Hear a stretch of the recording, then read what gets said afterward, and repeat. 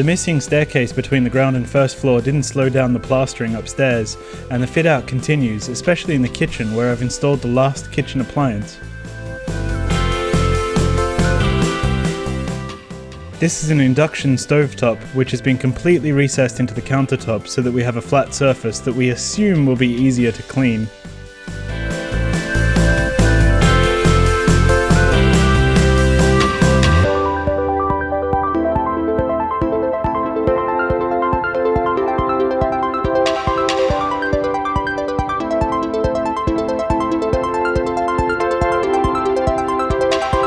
Aline's chassis finally arrived with the sliding door for our terrace, which means the house is now weather sealed again and we can start heating, so no more freezing cold late nights for me.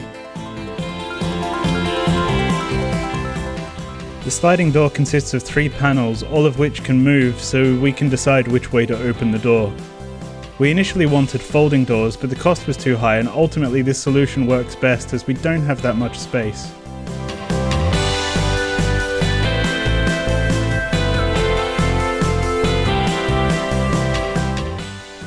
This represents a huge milestone for us in our project, as the terrace was our plan from the very first visit to the house.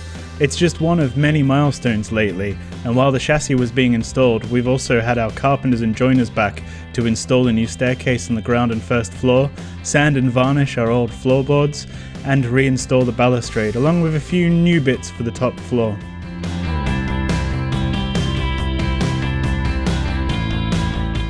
The original wood on the staircase and the floorboards are starting to come back to life.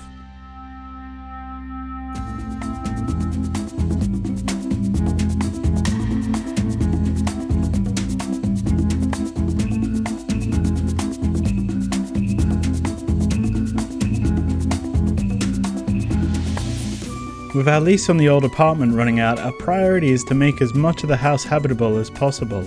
That means finishing the kitchen, painting walls, and wiring up those sockets around the house, all of which takes longer than you'd expect.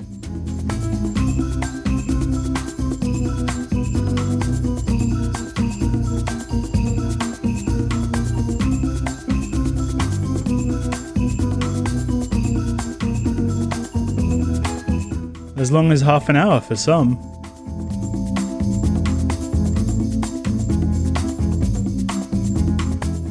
All the trivial fiddly bits must be taken care of, like the skirting boards, tinting and varnishing the wood, and almost everything in the stairwell.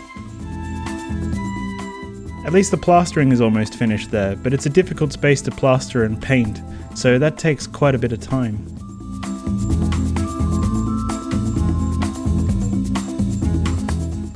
It's refreshing when the painting is done in a room though, as once the fixtures are finished we end up with a neat and tidy space, which I have to admit feels a bit weird.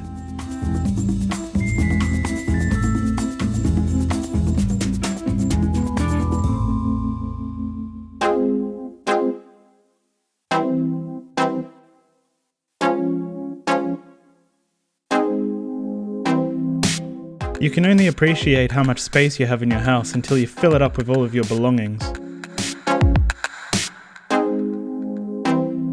We have the same surface area in the house as our old apartment, but with no storage solutions yet, we're overrun with stuff. So the race is on to remedy this.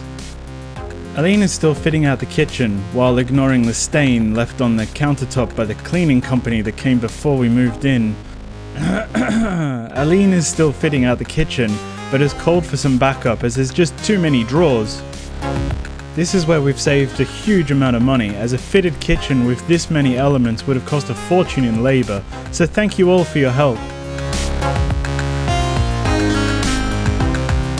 The kitchen probably represents the highest investment in terms of time, just ahead of the electrical installation, which has also taken a lot of planning and work, as both have a lot of small elements. In the end, the kitchen has 22 drawers but only 7 cupboards, and probably looks a little like an old hardware store now, but it's incredibly practical.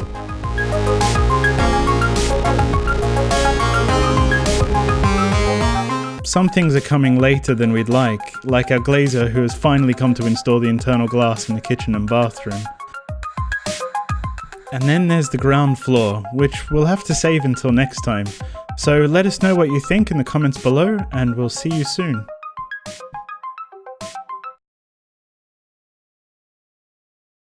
I love this space up here. Gorgeous. It's nice, isn't it? We need to find the Velux controllers.